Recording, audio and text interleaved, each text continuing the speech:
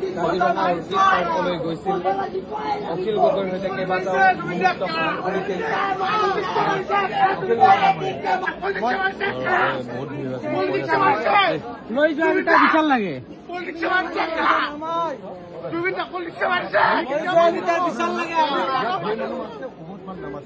কোনে অসুস্থ অৱস্থাত কোনে অসুস্থ অৱস্থাত পেলাই মাৰিলে বিশাল লাগে। কি থাকিল এতিয়া আমাৰ যুৱ প্ৰজন্মৰ কি থাকিল?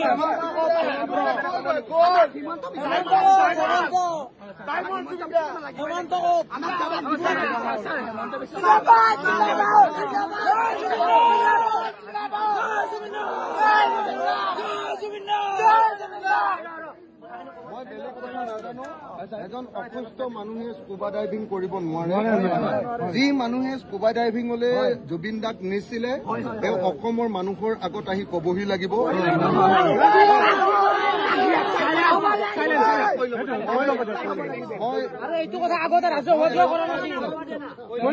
স্পষ্টকে কৈছো আমাক কোনো নৰ্থ ইষ্ট ফেষ্টিভেল আমাক ছিংগাপুৰত পাতিব নালাগে। ছিংগাপুৰৰ মানুহ আহি নৰ্থ ইষ্টত ফেষ্টিভেল চাবলৈ আহিলে আহিব পাৰে, কিন্তু আমাৰ জুবিন গাৰ্গক নৰ্থ ইষ্ট ফেষ্টিভেললৈ নি এনেকে আমাৰ পৰা বিদায় দিয়াটো আমি মানি ল'ব নোৱাৰো। এই ঘটনাৰ CBI তদন্ত লাগিব।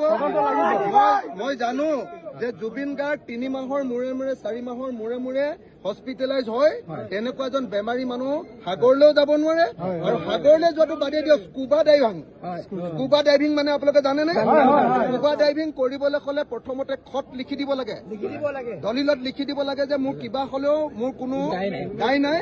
সেইটো দায়টো মোৰ নিজৰ, মানে দায়টো কোনো পধ্যে যিজনে কৰাইছে তেওঁ নহয়, আৰু তেওঁ মেডিকেলি সম্পূৰ্ণৰূপে ফিট বুলি লিখি দিব লাগে। মেডিকেল চাৰ্টিফিকেট দি দিব লাগে যে এখন মোৰ কোনো বেমাৰ আজাৰ নাই।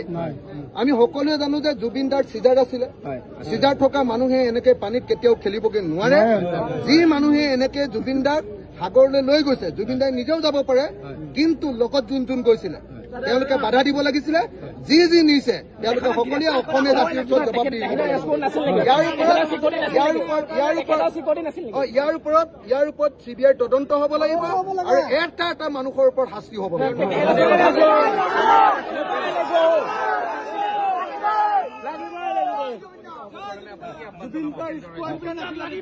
মই এটাই জানো,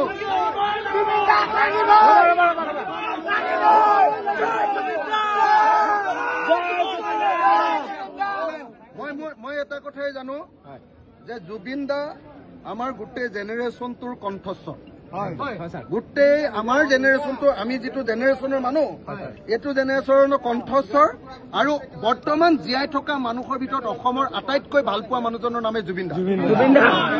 জুবিন দা কাইলৈ বা পৰহিলৈ যেতিয়াই অসম পাবহি, আমাক এনেকুৱা এটা ঠাই লাগে, এনেকুৱা এটা জাগা লাগে যে অসমত কেতিয়াও এনেকুৱা মানুহ হোৱা নাই।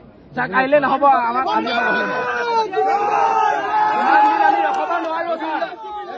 ৰখিব নোৱাৰো। জুবিন দা যেতিয়াই পাবহি আমি অসমৰ আটাইতকৈ ডাঙৰ অনুষ্ঠানটো পাতিব খোজো। চব অসমীয়া মানুহ ইয়ালৈ আহিব, চব অসমীয়া আহি আমি জুবিন দাক সকলোৱে শ্ৰদ্ধা জনাম, আৰু লগতে শ্ৰদ্ধা জনোৱাৰ লগতে কেনেকে মৃত্যু হ'ল তাৰ তদন্ত লাগিব। গতিকে মই ভাবো কালি মই আপোনালোকক যুৱকসকলক এটা অনুৰোধ কৰো, ইয়াত বেয়া মাত মাতি নাথাকিব, অসম বন্ধ কৰি দিব লাগে। নামাতিব, বাকী চব ঠিক আছে।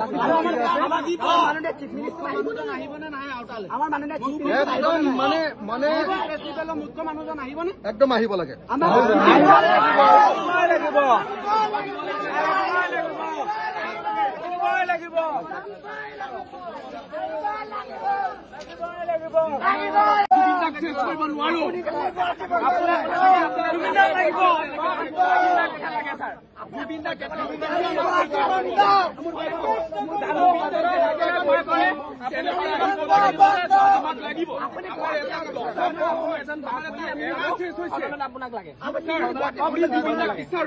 জুবিন দাক এইটো কাৰণে বিচাৰো, জুবিন দা আমাৰ লগত থাকিব লাগিব। এটা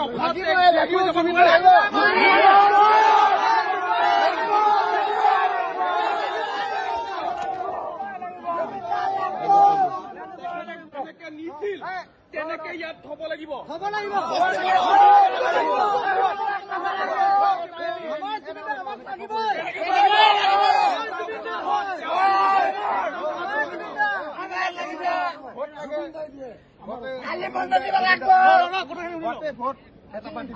জুবিন ডা ভোট লাগে